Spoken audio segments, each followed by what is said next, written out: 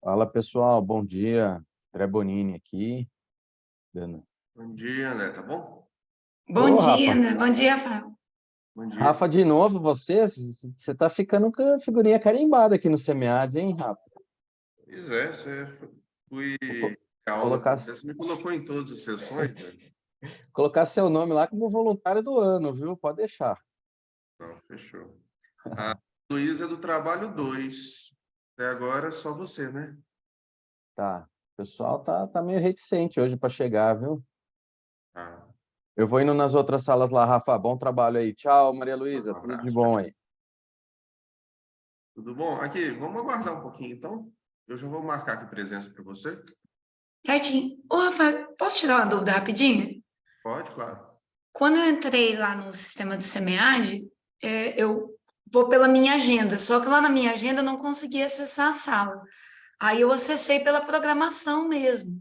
Isso não interfere a possibilidade de compartilhamento, não, né? Na verdade, você já encaminhou o Isso, o vídeo, eu não sabia vídeo. como que seria a temática, eu fiquei meio preocupada se tivesse que compartilhar algo. Entendi. Na realidade, eu tenho um vídeo aqui, eu vou compartilhar. Não se Ah, preocupe, perfeito. tá Certinho, bom? obrigada. Nada.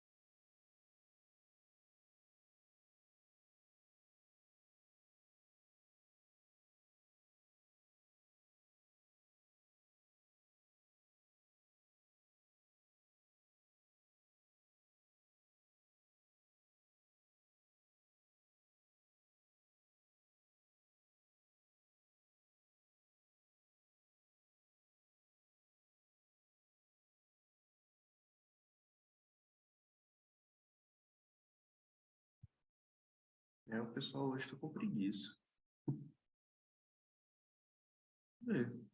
Faltando mais 2 minutinhos. Se quiser, a gente começa com o seu. Ver se... Né, Rafael, porque o negócio falou, falta 2 minutinhos, né? Acho que... não, eu falo assim, dando tempo, a gente espera mais uns 5 minutinhos, ou a gente... E aí depois a gente começa com o seu. Bom? Para mim, perfeito. Excelente. Obrigada. Tá bom.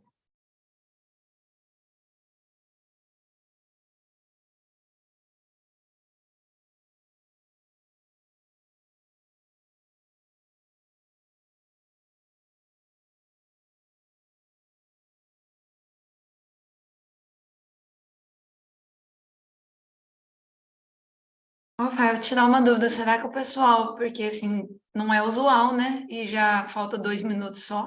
Será que o pessoal está com dificuldade de entrar, será?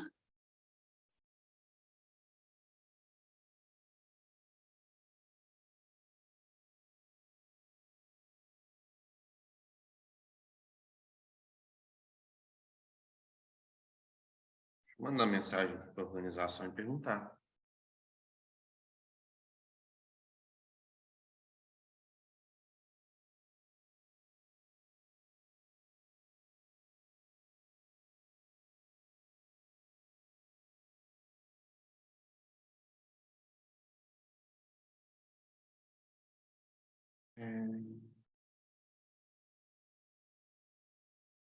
Muito estranho.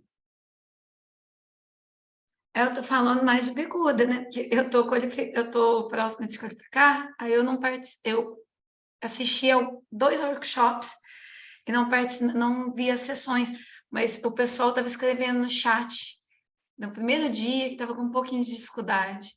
Aí eu não sei se é o caso, por isso que eu comentei. Ô, André, tá bom? Deixa eu te falar, estou conversando aqui com a Maria Luísa, ela não entrou pelo link que estava lá na agenda dela, não. Ela entrou pelo link da Programação. programação. Só ela entrou. Será que não está dando algum problema, não? Vê aqui no chat tem.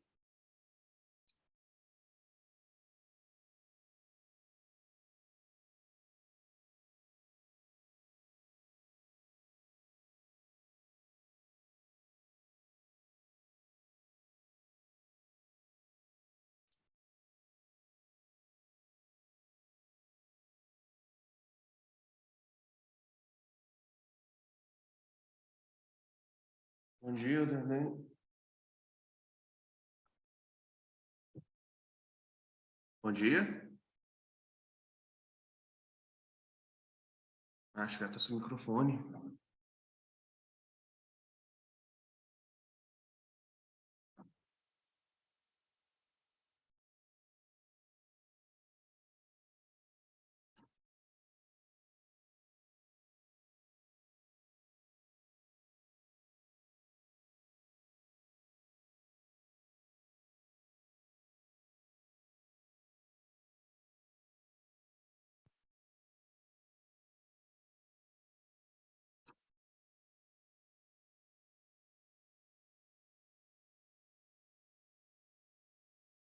Tá no áudio.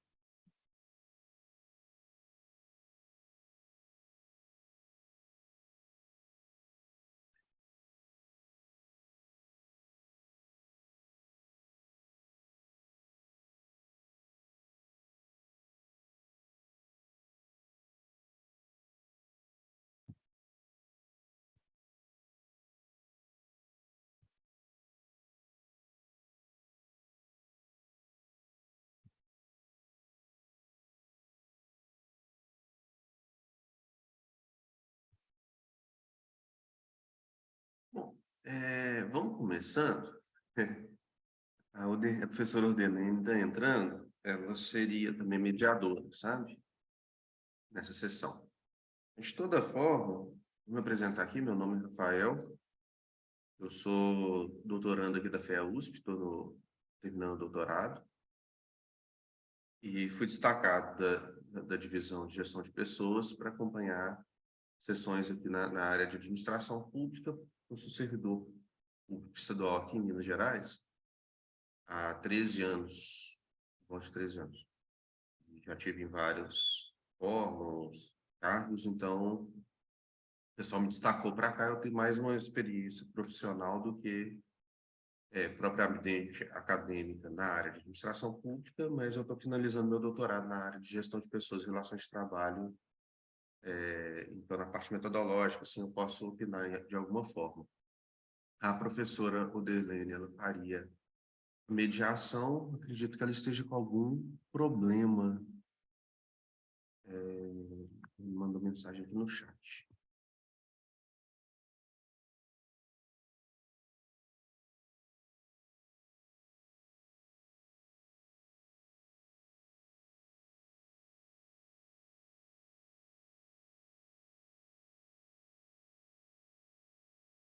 Professora, você não escuta a gente não, né?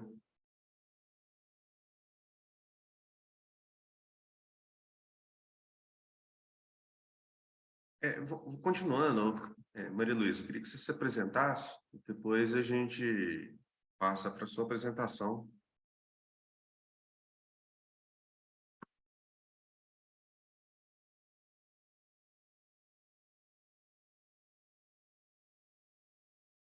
Claro. Rafael, bom dia mais uma vez. Eu acho que a gente chegou a conversar, mas não te dei bom dia. Eu sou mestranda do Programa de Gestão Pública e Sociedade da Unifal. Como eu estava te dizendo, estou em fase de qualificação, estou começando a vida acadêmica. Eu não trato, minha dissertação não é sobre o tema desse artigo.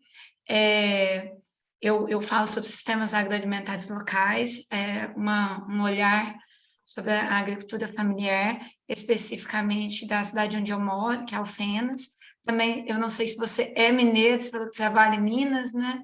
Eu sou mineira, nasci e moro em Minas, e a intenção do meu programa é gerar impacto local. Então, por isso, esse viés, esse recorte local da pesquisa. Eu não sei se a gente está com tempo, pode entrar na questão do artigo também? Não, Acho que não. eu vou passar agora o vídeo, só respondendo, eu sou mineiro, sim, sou de São Gonçalo do Pará. Eu não conheço, Oi? não conheço. Minas é grande demais, né? Minas é grande, mas eu moro em Belo Horizonte desde 2001, Sim. e, bom, enfim, eu conheço ali Alfenas, da cidade. Mas deixa eu fazer a transmissão aqui. E, enquanto isso, a gente aguarda para ver se a professora consegue entrar.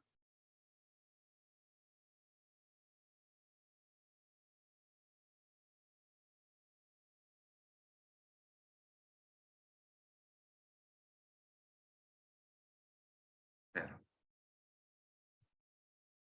Coisa errada.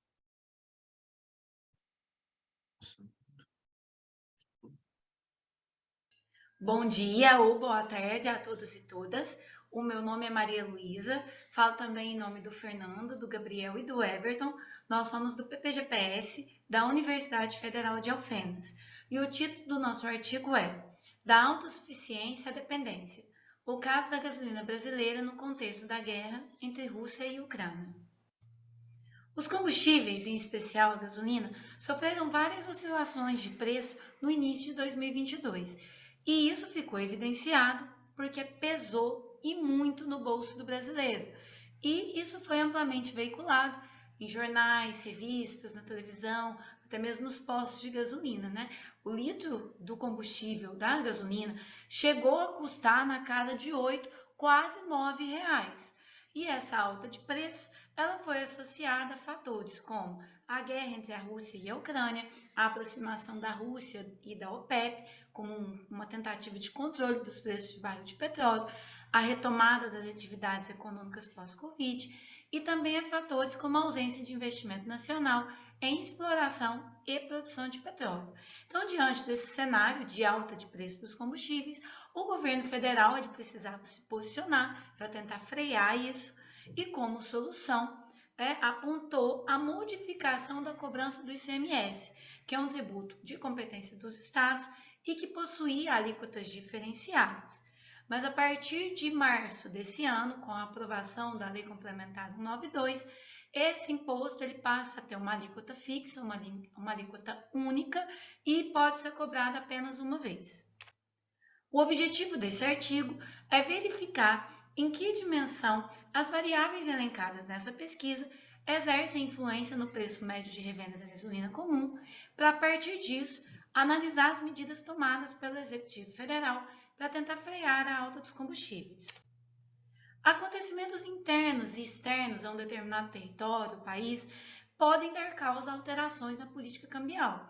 E um exemplo claríssimo disso é a guerra entre a Rússia e a Ucrânia, né? Sendo que a Rússia é a segunda maior exportadora de petróleo do mundo, a Ucrânia, apesar de não ter uma expressão tão grande de forma geral no mercado internacional, ela atende a metade da demanda global de óleo de girassol. Ambos os países são grandes produtores de trigo, então certamente um conflito armado entre os dois geraria e gera impactos ao mercado internacional, especificamente aos setores de energia e de alimentos. E nesse contexto, é importante frisar a condição do Brasil, né, que apesar de ser considerado autossuficiente em produção de petróleo, figura como importador de derivados e comercializa a gasolina a preço de produto 100% importado.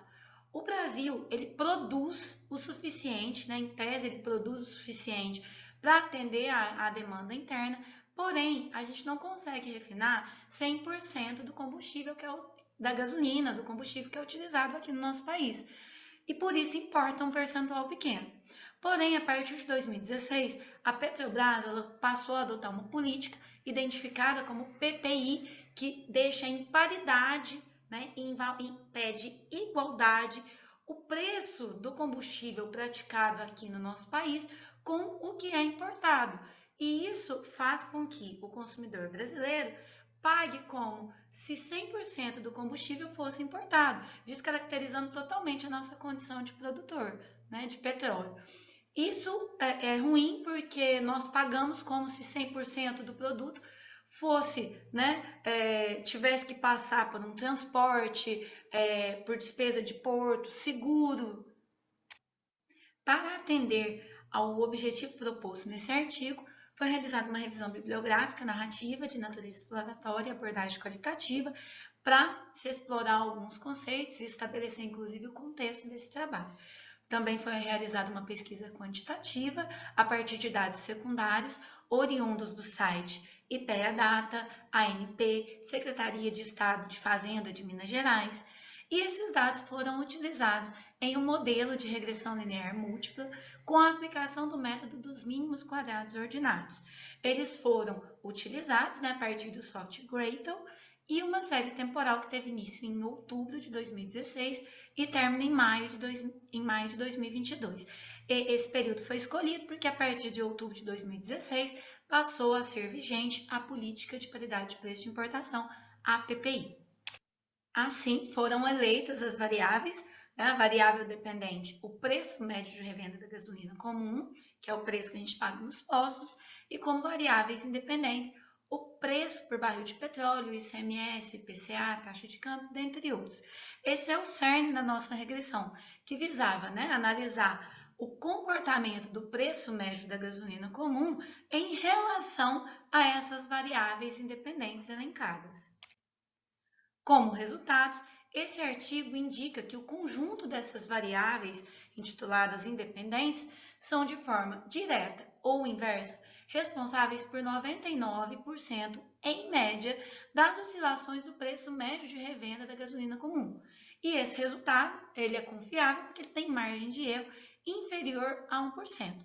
Essa regressão, ela foi submetida a testes de validação e foi confirmada pelo fato de que a estatística VIF, ou seja, o teste de colinearidade, foi inferior a 10% e a normalidade de resíduos retorna um percentual superior a 10%. Esse estudo demonstrou que, dentre as variáveis independentes elencadas nessa pesquisa, as 3 que mais têm impacto sobre o preço da gasolina são a guerra entre a Rússia e a Ucrânia, em 46%, a taxa de câmbio, em 42%, em média, né? E o etanol, em média, 41%, 42%. Diante disso, é possível concluir que essa pesquisa demonstra que as variáveis independentes elencadas são fatores capazes de influenciar o preço de revenda da gasolina. E como principal contribuição, nós demonstramos que o ICMS não está entre os principais fatores responsáveis pelo aumento do preço de revenda da gasolina. E isso é extremamente importante porque as modificações ocorridas vão gerar impactos aos cofres dos estados e também dos municípios, o que certamente vai impactar a oferta e manutenção de políticas públicas e também de despesas correntes. O ICMS, com essa modificação, instituições sérias já apuram que só a educação vai ter um prejuízo de mais de 19 bilhões. Né? E com esse trabalho fica evidenciado que as medidas propostas pelo Legislativo e o Executivo para conter essa alta dos combustíveis não atingem, de fato, os fatores que mais influenciam o preço de revenda da gasolina e por isso não atacam estruturalmente os motivos de tais oscilações. E por isso nós indicamos, sinalizamos a necessidade de que as discussões no âmbito dos poderes passem a versar a respeito da política de preços da Petrobras, a PPI. Essas são as referências utilizadas nessa apresentação e agradecemos a atenção de todas e todas e mais uma vez desejamos um bom dia ou boa tarde. Até a próxima!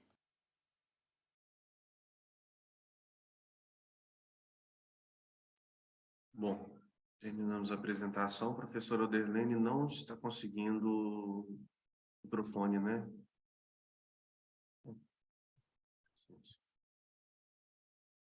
Tudo bom, Ed?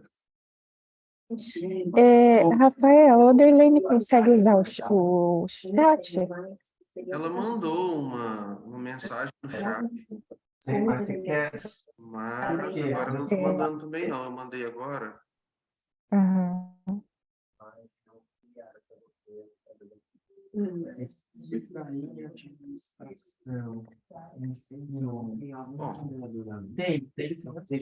seguir aqui, então.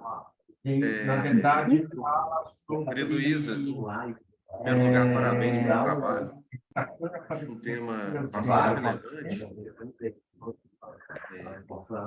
se você puder, tá, porque tem muita gente falando atrás de você.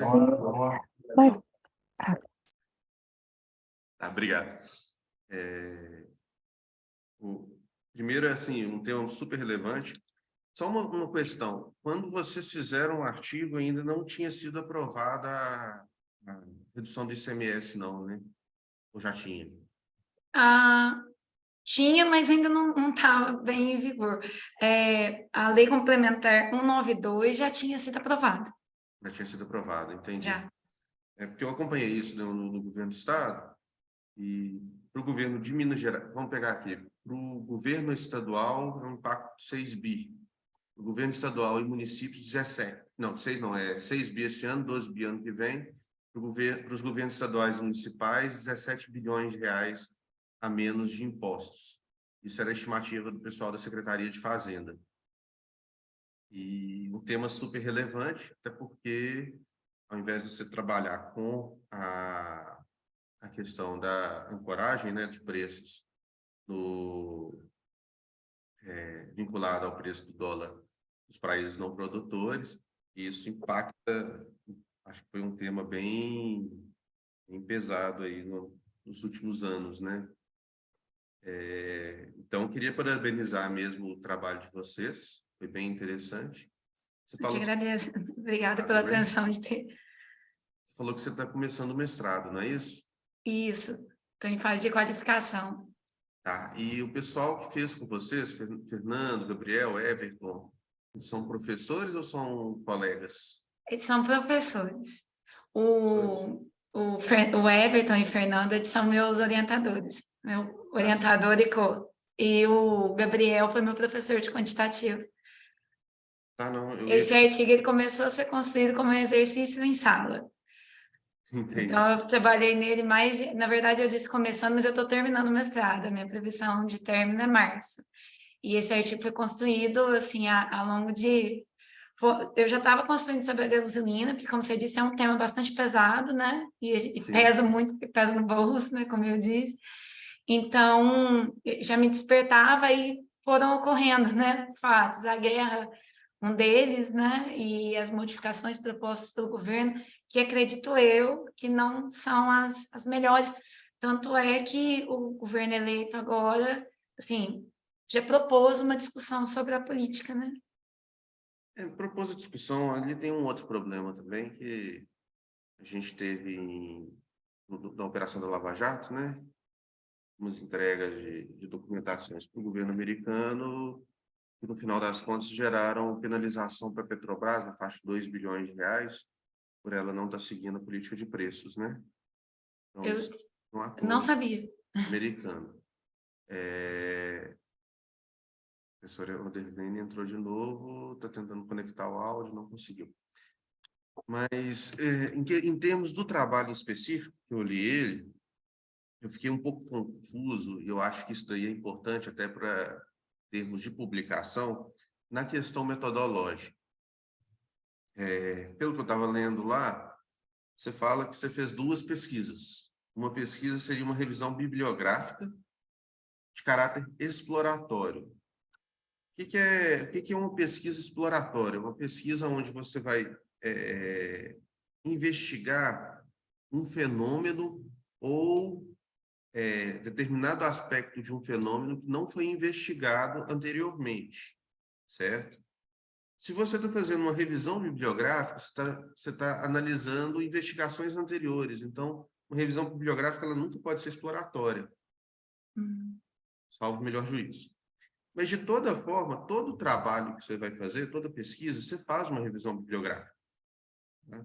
Alguns trabalhos, eles têm a característica de terem como metodologia a revisão bibliográfica. Outros não, eles fazem revisão bibliográfica para depois introduzir um tema em específico. No caso de vocês, você falou que vocês fizeram essa pesquisa bibliográfica e depois uma pesquisa quantitativa, certo? Certo. Na realidade, você poderia fazer esse ajuste aí, que a sua pesquisa é pesquisa quantitativa. O que você está fazendo ali é vendo uma série de elementos ali, guerra na Ucrânia, ICMS, inflação, e fazendo uma correlação com o preço da bomba da gasolina tipo C, certo? Eles fizeram uma regressão para ver quais delas que davam significância, não foi isso? Isso. E aí deram 3 específicos. Então, sua pesquisa é quantitativa. Essa primeira parte ali, você pode cortar ela inteira. E vocês não fizeram, essa revisão bibliográfica, ela é normal de qualquer artigo, e ela não faz parte, ela não é a pesquisa do trabalho em si, ela é uma preparação para a pesquisa. É um caminho que você percorre para chegar até a pesquisa. Então, eu acredito que você possa fazer uma revisão completa ali para adequar o trabalho para ele ficar publicável, tá? Então, a consideração que eu queria fazer sobre o trabalho em específico é mais nessa área metodológica. E, mais uma vez, aí, parabenizar o trabalho. Agora está caminhando aí para qualificação, né? E isso daí a gente vai evoluindo ao longo do tempo.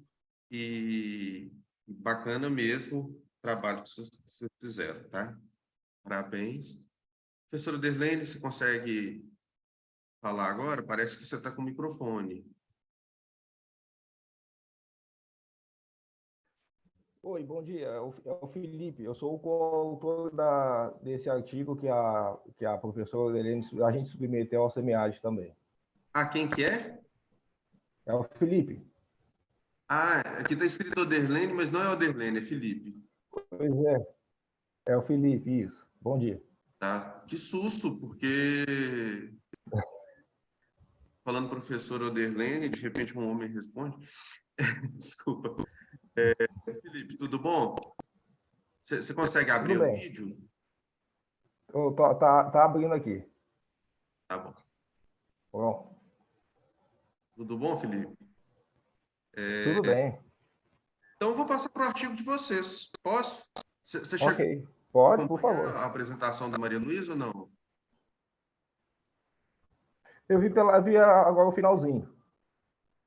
Entendi. Se quiser fazer alguma consideração, mas a gente pode fazer a consideração no final também. Eu vou passar, então, o vídeo de vocês. Só um minutinho. Certo. Ok. Ok, perfeito.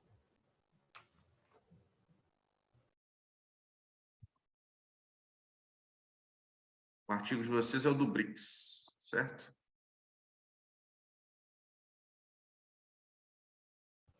Certo.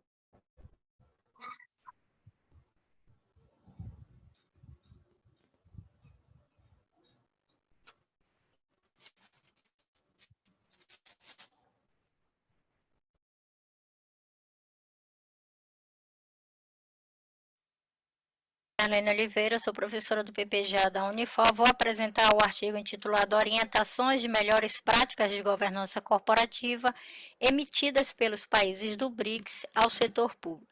Esse trabalho teve coorientação de Felipe Charão, do PPGA da Unifor, e da professora Fátima Matos, do Instituto Miguel Torga, lá de Portugal.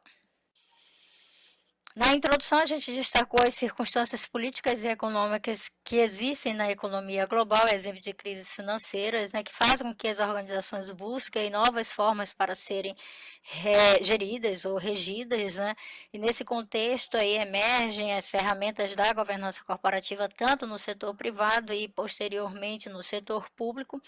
E no caso do setor público, a gente destacou o papel do controle externo como protagonista dessa discussão. Então, frente a esse contexto, a gente elaborou o objetivo geral de averiguar os órgãos de controle, bem como os instrumentos e código de melhores práticas de governança empreendidos pelos países membros do BRICS. Como contribuição, justificativa, contribuição, relevância aí do tema, né, a gente destacou a crescente preocupação em adotar sistemas que aumentem a transparência, a equidade e a sustentabilidade em órgão público, onde nem sempre a implementação dessas boas práticas tem sido eficaz, né, denotando aí a necessidade de mais estudos na temática. A gente também destacou que poucas organizações públicas adotam sistemas de governança mais complexos na América, né, mesmo em países onde o controle estatal é mais comum, como no caso da China, os códigos ainda são simplificados, né, denotando também aí uma limitação nesses estudos e o que suscita novas pesquisas nessa temática. Então, dessa forma, espera-se que esse estudo possa contribuir com o direcionamento de boas práticas a serem implementadas nos países, em especial aqueles em desenvolvimento, além de contribuir para a literatura sobre governança corporativa aplicada no setor público, ou como mais recentemente tem sido chamado de governança pública, visto que esta é uma temática muito relevante, mas ainda pouco explorada, né? Também são poucos estudos nessa temática com foco nos países do BRICS. No referencial teórico, a gente falou sobre a governança corporativa pública e sobre o papel do controle externo no contexto dessa governança corporativa ou governança pública. A metodologia, o tipo de pesquisa foi descritivo, o método qualitativo, população-alvo, os países do BRICS, Brasil, Rússia, Índia, China e África do Sul. Coleta de dados foi feita no site dos governos dos países, né, do BRICS, bem como dos documentos e artigos científicos disponíveis em sites que versavam sobre o assunto em pauta. E para analisar os dados, a gente usou análise de conteúdo. Nos resultados, a gente destacou inicialmente o Brasil, né, ele possui um órgão de controle externo, a gente possui o Tribunal de Contas da União, que é responsável por emitir orientações de boas práticas para o setor público, mais especificamente para os órgãos federais, né, não só emitir, mas também fiscalizar a adoção dessas boas práticas. Dentre as iniciativas, a gente destacou aqui o referencial básico de governança, que teve a sua primeira versão em 2013, 2014 passou por uma atualização e encontra-se na sua terceira versão, que foi tornada pública em 2020, que visa embasar os levantamentos de perfis de governança, também servir de modelo de autoavaliação em governança pública para as organizações e empresas que desejam promover suas próprias melhorias. Nos anos seguintes, esse referencial básico de governança, ele possibilitou aí o diagnóstico de mais de 500 organizações por meio da aplicação de questionário eletrônico. Como também citou algumas iniciativas por parte do governo, a exemplo da instituição de políticas de governança da Administração Pública Federal, e aí destacou aqui o Decreto 9.203, que estabelece princípios e diretrizes e práticas no tema.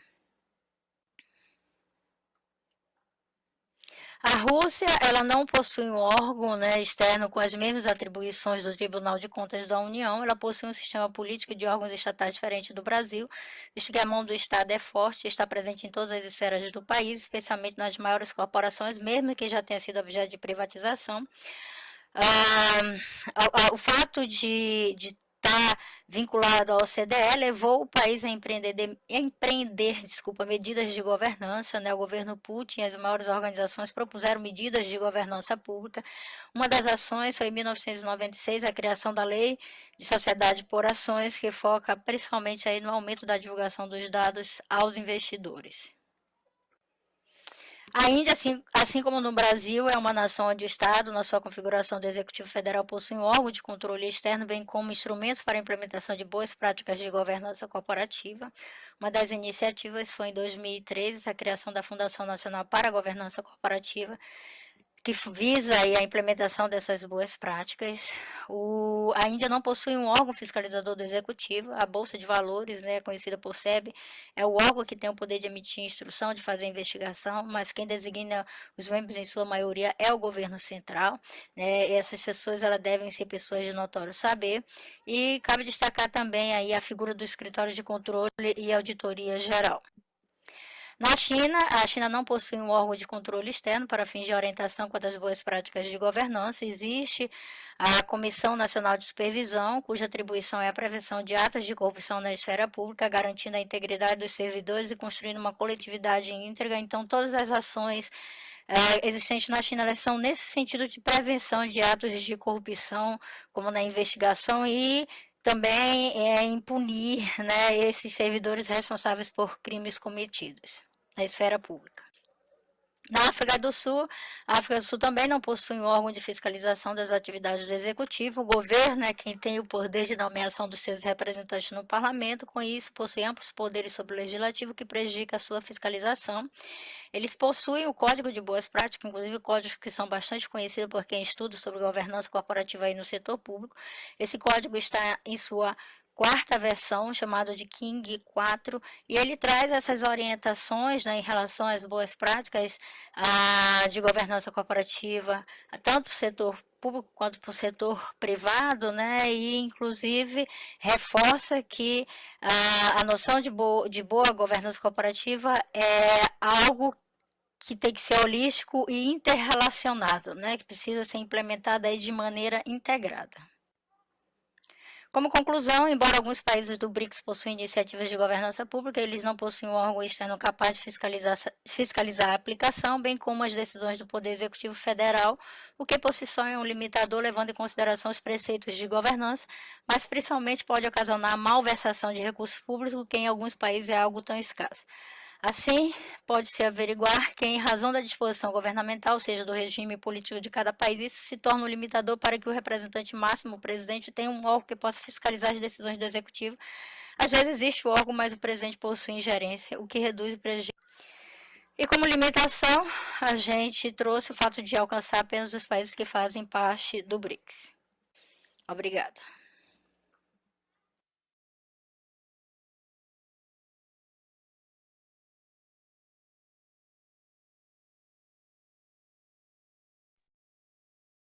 Bom, um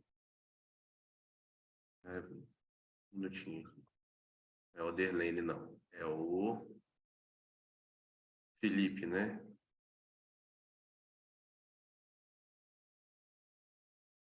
Felipe, você está aí?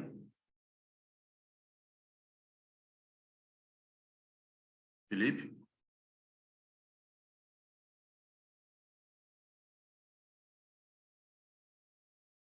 Bom, eu vou passar. Fernanda Leone, você chegou? Olá, bom dia. Tem como abrir a câmera? Gente. Claro, só um minuto.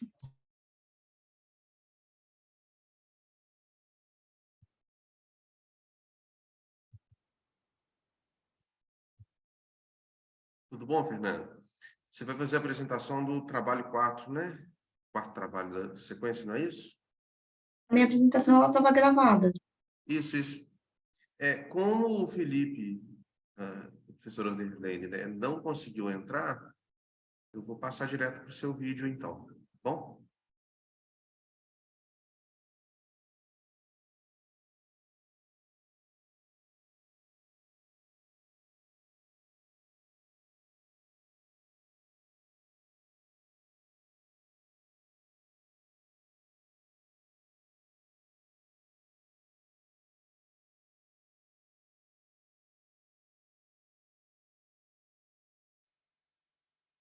Fernanda Leone, sou doutoranda em Políticas Públicas pela Universidade Federal do ABC e o trabalho apresentado sobre capacidades estatais e a política municipal de fomento ao comércio popular faz parte de um artigo elaborado para uma das disciplinas cursadas no doutorado. Apesar de não se tratar de um tema novo, as capacidades estatais ou a compreensão de como os entes públicos desenvolvem capacidades para a produção de políticas públicas tem recebido a atenção da literatura, contribuindo para análises que enfocam o papel do Estado na solução de problemas públicos. A literatura pontua a existência de pelo menos 2 gerações analíticas sobre o tema. Na primeira, estariam os estudos voltados à compreensão de como os estados gerenciam conflitos, enquanto a segunda avaliaria a capacidade pública de identificar problemas e criar soluções. No campo operacional, a literatura classifica a capacidade estatal em 2 componentes, o técnico-administrativo e o político. O primeiro compreende a competência estatal de produzir políticas públicas a partir de ações coordenadas e orientadas para um resultado, enquanto o segundo se centra na expansão de interação entre atores envolvidos com a política. A partir desses conceitos iniciais e considerando que os estudos sobre o tema ainda se concentram na esfera federal, buscou-se contribuir com uma perspectiva diversa, que foca o âmbito local, principalmente no contexto pós-Constituição Federal de 1988, em que se tem uma ampla delegação estrutural e legal de competências dos municípios. Assim, foi realizado um estudo de caso do projeto Circuito das Compras, antiga Feira da Madrugada, de iniciativa do município de São Paulo, enquanto uma política voltada ao comércio popular e ao desenvolvimento social e econômico. O caso serviu de base de análise do processo de formação de capacidades estatais para a formulação e implementação de políticas a partir da legislação local. Em termos de referencial teórico, a discussão sobre capacidades estatais se iniciou na década de 30, concentrando-se na relevância do Estado para o desenvolvimento econômico. No meio acadêmico, o debate ganha força a partir da década de 70. De forma sintética, compreende-se a capacidade estatal como a habilidade do Estado em alcançar objetivos por e para ele propostos, implementando decisões independentemente de eventuais resistências de grupos de interesse. Apesar dessa definição mais genérica, um dos principais debates da literatura sobre o tema se concentra justamente na criação de conceitos sobre capacidades estatais, que é entendido como um conceito de natureza multidimensional, que representa diferentes habilidades do Estado para diferentes fins. Nesse contexto, ganha relevância a definição das capacidades a partir da dimensão do enfoque ou habilidade que se pretende ver explorada. Nesse sentido, o estudo de Cingolani, de 2013, por exemplo, identifica 7 dimensões em que a capacidade estatal se desdobra. O estudo de Hu, Hamesh e Hawlish, de 2015, seguido pelo estudo de Saguin, Hamesh e Hawlish, de 2018, também traz uma categorização em que se avalia tanto as dimensões da capacidade estatal, divididas em analítica, política e operacional, como os níveis de capacidade, classificados em individual, organizacional e sistêmico. A interação dessas dimensões e níveis gera diferentes habilidades e competências de atuação ao Estado nas mais diversas frentes. Também de relevo nos últimos anos, as possíveis formas de mensuração da capacidade estatal, em que se vem ganhando espaço a análise de capacidades a partir da construção de conceitos em diferentes níveis de profundidade. Sobre a literatura específica das capacidades estatais no âmbito local, é possível identificar pelo menos 3 linhas analíticas. Na primeira, estão os estudos voltados aos programas e políticas federais, em que não se considera o município por uma simples questão de abordagem. Na segunda, se busca compreender a atuação dos municípios no contexto federativo, abordando, por isso, temáticas como a coordenação federativa. E no terceiro, se faz uma análise dos municípios de forma individualizada, avaliando características próprias desses entes. Partindo dessas ideias, foi realizado um estudo de caso buscando compreender o desenvolvimento de capacidades estatais pelo município de São Paulo para a implementação da política analisada. Esse estudo se baseou no mapeamento da legislação municipal no período de 2010 a 2020, alcançando diferentes tipos de atos normativos. A partir da análise de conteúdo desses atos, foram identificados e classificados fatores que poderiam contribuir com a formação de capacidades para a implementação da política objeto do estudo de caso, ainda sem criar relações de causalidade entre a concepção dessas competências e os resultados da política. Ou seja, a capacidade estatal para fins desta pesquisa não é uma variável independente. Na análise se identificou que a política teve seus primeiros atos normativos ainda na década de 90, com a criação do programa Procter Center, Centro Popular de Compras, que objetivava fomentar a criação de empregos e estímulo a empresas através de um sistema ordenado de espaços físicos, em que seriam instalados outlets. Nessa primeira tentativa, o projeto municipal acabou não tendo continuidade, mas é renovado no ano de 2003. A história da Feira da Madrugada tem relação com esse contexto e se inicia nesse mesmo período, quando os comerciantes que atuavam de forma dispersa em toda a região central do município de São Paulo acabam se concentrando no bairro do Brás, até que eles recebem uma autorização informal para utilizar o espaço do Pátio do Pari no ano de 2006. Em 2010, a formalização do uso desse espaço, que era de propriedade da União, e a partir de então o município passa a se instrumentalizar, visando criar capacidades para a implementação desse projeto. Então, como é possível verificar do quadro colacionado, se identifica a partir dos normativos editados alguma dessas capacidades. Então, em termos de capacidade coercitiva, verifica-se que o município cria a capacidade regulatória do uso do espaço e consequente capacidade sancionatória. Também se verifica a capacidade fiscal a partir da competência de recolher preço público pelo uso do espaço para cobrir os custos da administração. A capacidade administrativa a partir da criação e estruturação de órgãos próprios para a administração das atividades relacionadas ao projeto, além da conferência de competências e atribuições específicas às secretarias e órgãos que já existiam. Em termos de capacidade transformativa, não se vislumbram normativos relacionados ao tema. Para a capacidade relacional, se verifica a competência de interagir entre entes públicos não pertencentes à administração direta do município, assim como a capacidade de coordenar os interesses dos diversos atores envolvidos com a política, em especial a concessionária de serviços públicos e os comerciantes. Em termos de capacidade legal, se verifica a possibilidade de criação e manutenção de um sistema legal para a gestão das atividades lá inseridas. Como conclusões, pode-se apontar que o município de São Paulo, a buscar estruturar a política analisada, tentou, por meios legítimos, criar capacidades que lhe conferissem prerrogativas de ação e instrumentação do projeto. Em termos teóricos, percebe que o estudo do tema das capacidades estatais, apesar de cada vez mais estudado, ainda carece de algumas definições e, principalmente, de formas confiáveis de mensuração de capacidades. Especialmente sobre as capacidades locais, pode-se verificar tratar-se de um campo fértil de análise, considerando principalmente a possibilidade de inovação dos municípios. Na tela, as referências usadas para a pesquisa.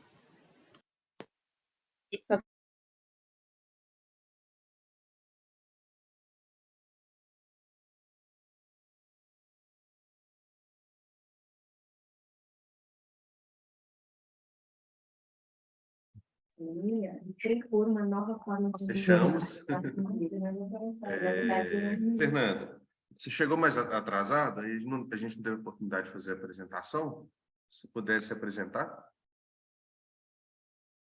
Claro, me desculpe, eu tive um problema de conexão. Meu nome é Fernanda, eu sou formada em Direito pela PUC de São Paulo, sou especialista em Direito Público pela Escola Paulista da Magistratura, mestre e doutorando em Políticas Públicas pela Universidade Federal do ABC. Esse trabalho que foi apresentado ele é um desdobramento da minha tese. Entendi, bacana.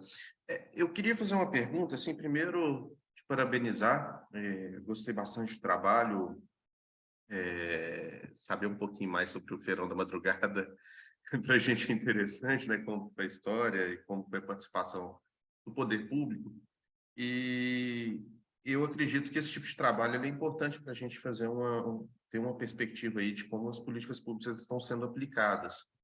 Mas eu fiquei um pouco confuso na parte metodológica.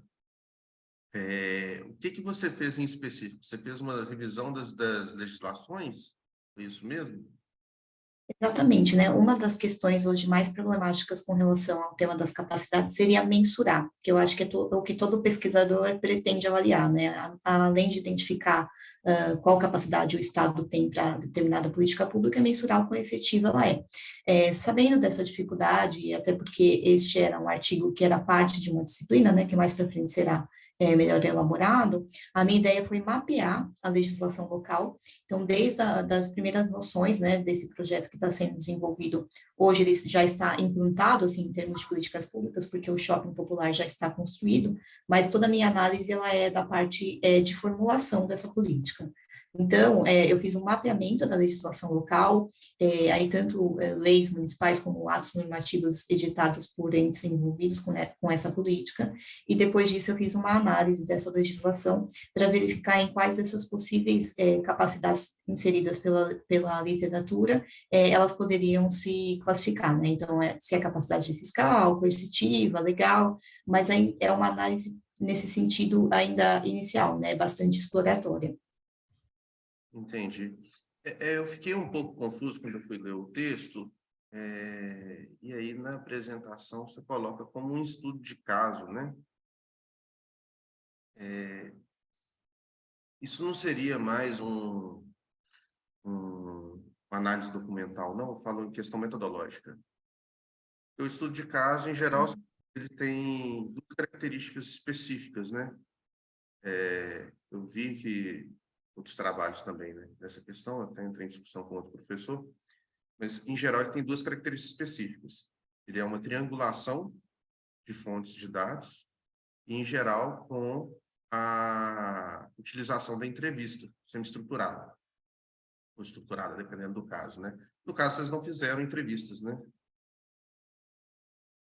Acredito que seria um agregador, e se vocês forem, se você for, né? Vocês, eu estou falando aqui, mas é só você, desculpa.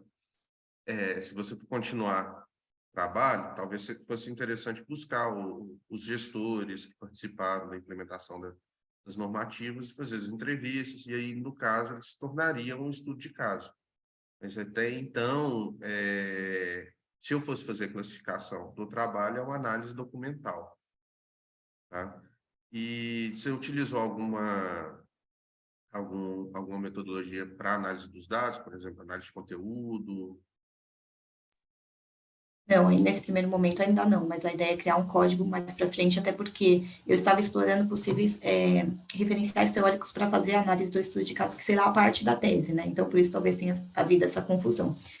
Mas a ideia é trabalhar um pouco com uma mesclagem de modelos, então pretendo usar a análise do framework da coalizões de defesa, e aí depois para analisar esses resultados eu vou fazer sim uma codificação, como é costumeiramente feito nesse modelo. Não, bacana. Mais uma vez aqui, parabéns pelo trabalho. Espero que está contribuindo, né? Porque você vai continuar desenvolvendo ele, né? E achei muito bacana essa temática. Quando você terminar até se me conta. Fugiu agora, Felipe, né?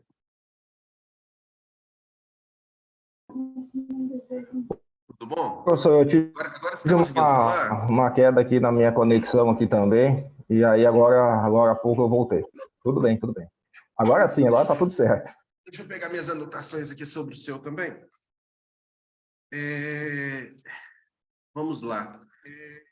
Vocês fizeram um comparativo entre os modelos de governança corporativos do BRICS, né? Exatamente. Exatamente. Foi feito esse comparativo entre os órgãos de a governança corporativa no âmbito público, né? Dos órgãos de controle dos países que fazem parte dos BRICS. Entendi. Assim, sua conexão está ruim mesmo. Mas, tá ruim? Continuar aqui, eu achei bacana a matemática. Você vai fazer uma comparação ali entre países que estariam mais ou menos na mesma esfera ali de desenvolvimento, apesar de hoje a gente está falando de uma China, é um nível bem diferente do restante dos outros países, né? E Exatamente. a gente vê ali que países ditatoriais, em geral, têm estruturas menos controladas, né? O que eu fiquei em dúvida no seu trabalho em específico é que vocês fazem a descrição dos trabalhos, dos modelos, né? E eu não entendi qual a fonte de dados que vocês extraíram esses dados em específico. Isso foi uma revisão bibliográfica? Foi.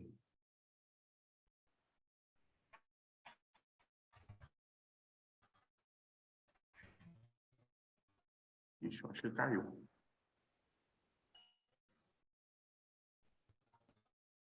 Edna,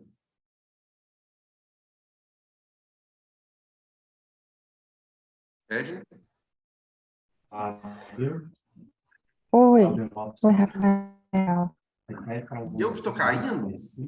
Ah, Foi feito.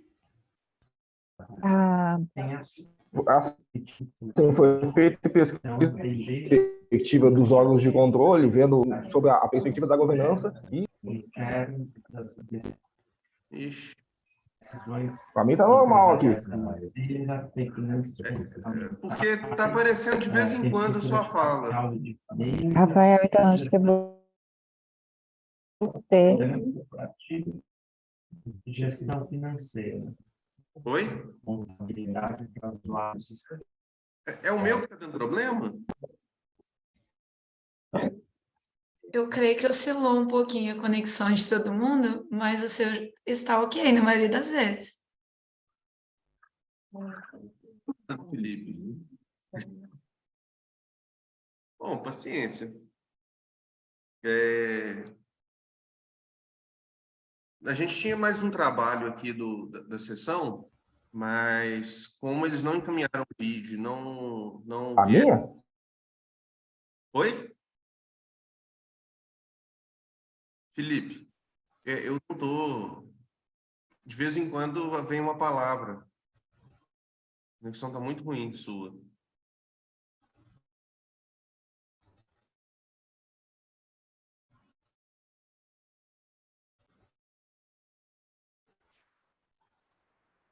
Bom, acho que a gente pode fazer o fechamento.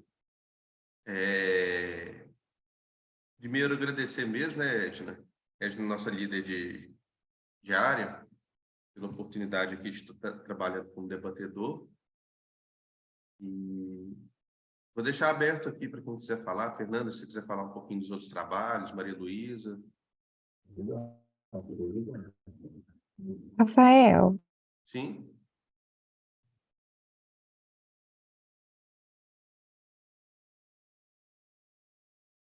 Eu acho que a Edna caiu também. Essa sessão tá difícil. Ai, ai, ai. Maria Luísa, você quer falar alguma coisa? O que você Eu acha? gostaria. Achei os Gostou? trabalhos muito ricos por causa da minha época, como eu disse, da qualificação. Não consegui aprofundar em todos, mas li, mesmo que de uma forma dinâmica, todos os trabalhos. Achei muito rico. Consegui aprender bastante. Agradeço pela contribuição, Rafael. De fato, sempre tive essa dúvida, agora sanou. Espero que, de fato, seja publicado. Eu criei um amor, apesar de ser um trabalho que originou de uma disciplina, foi muito tempo de trabalho, pelo menos para mim. Então, assim, espero que, de fato, ele seja publicado. E agradeço a tua contribuição, vai me ajudar muito, viu? E agradeço a atenção de todos também. E pela oportunidade, né, do SEMEAD. Obrigado. Fernanda? Também queria parabenizar todos os trabalhos, dei uma leitura, né, rápida ali, mas depois quero aprofundar. Acho muito interessante essa oportunidade de debate interdisciplinar, né, que a gente tem perspectivas tão diversas e vão contribuindo de alguma forma para a nossa formação, né. E também agradecer a oportunidade de participar, apesar desse pequeno atraso, né, pude ouvir as contribuições, que agradeço muito por tê-las recebido, vou incorporar ao trabalho com certeza. Obrigada. Tá bom, obrigado, gente. Bom, então, fechamos os trabalhos. Eu vou encaminhar aqui. A gente tem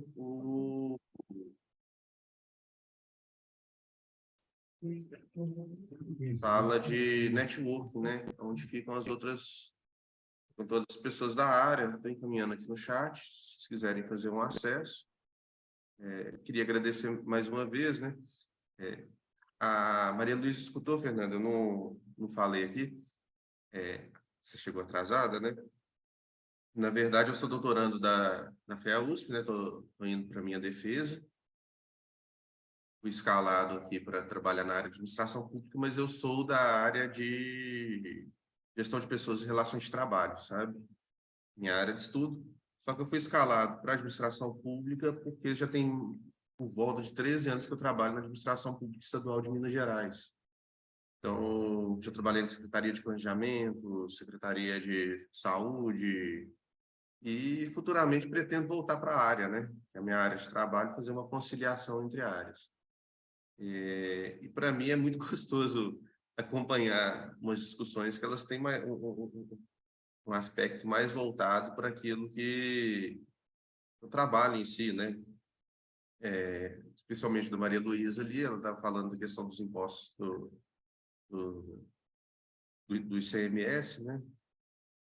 E aquilo ali, a gente fez o acompanhamento lá junto com a Secretaria de Fazenda dos impactos da redução do ICMS na receita corrente líquida do Estado de Minas Gerais e dos municípios, né? É interessante ela fazendo aquele trabalho de relações e tudo. Então, eu queria agradecer muito a oportunidade de ter participado aqui, parabenizar novamente o trabalho de vocês. Felipe, eu vou encerrar a discussão, porque você não está conseguindo falar, né? Mas se você quiser tentar a última vez agora... Agora, para mim, está normal aqui. Agora voltou a ficar normal? Para mim, sim. Ah, não. Ótimo, então. Deixa eu fechar, então. Se você quiser explicar aquela questão que eu tinha perguntado, eu não entendi a metodologia, como que vocês fizeram a construção do trabalho. Pronto, a gente pegamos os normativos dos órgãos de controle, né? Consubstanciamos com os conceitos da governança corporativa no âmbito público, né? E fizemos um cruzamento de alguma similaridade que os órgãos têm de um país com o outro, certo? Então, assim, foi feito a questão dessa forma da pesquisa, né? Fazendo a questão dos, digamos assim, dos arcabouços normativos de cada órgão de controle, consubstanciando com o que perfaz a questão da governança corporativa no âmbito público. Mas, no caso, vocês foram lá, por exemplo, da legislação do governo chinês e puxaram... Isso, foi.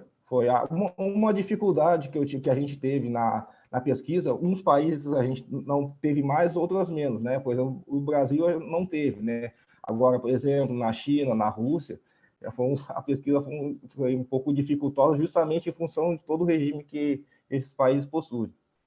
Entendi. Bacana, eu gostei bastante do trabalho. Acho que ele é alguma porta, um caminho aberto aí para a gente desenvolver mais trabalhos, né? Na área de governança corporativa comparada. Eu estava fechando aqui, se você quiser falar um pouquinho mais do trabalho, ou se quiser falar dos outros trabalhos, vou deixar a oportunidade aqui, que a gente ainda está com tempo. Não, primeiro pedir escusas pela esse problema que teve aqui de conexão aqui, né, aqui na minha apresentação, e dizer que esse tema, justamente desde que eu entrei na faculdade, justamente com a professora Oldelene, a gente sempre foi um tema que me chamou a atenção, participando de grupos de trabalho, de governança corporativa, depois versando para os órgãos de controle, o conceito de governança e toda a sua metodologia e forma de aplicação. Então, assim, foi um tema que sempre chamou a atenção da gente, foi uma forma, assim, uma pesquisa muito rica, e também a gente pretende dar continuidade nessa pesquisa e seja, no caso do meu caso, o doutorado. Então, foi uma pesquisa assim, que me chamou a atenção, e até as próprias dificuldades, que é uma forma assim, de a gente pensar e refletir. Então, foi muito rica justamente em função disso. E a pesquisa dos colegas também, a parte que eu tive a oportunidade de ver, é sempre importante em um fórum como esse ter a oportunidade de ver e refletir sobre outras pesquisas assim, e estão sendo postas em prática na academia. Certo? Então, Felipe, muito obrigado, Fernanda, Maria Luísa. Eu mandei no link, no chat aí o acesso para a sala de networking. Acho que a gente pode encerrar a sessão. Então, muito obrigado e bom dia a todos, todas. Bom dia. Obrigada, bom dia. Obrigada, gente. Bom Bom dia. dia. Bom dia.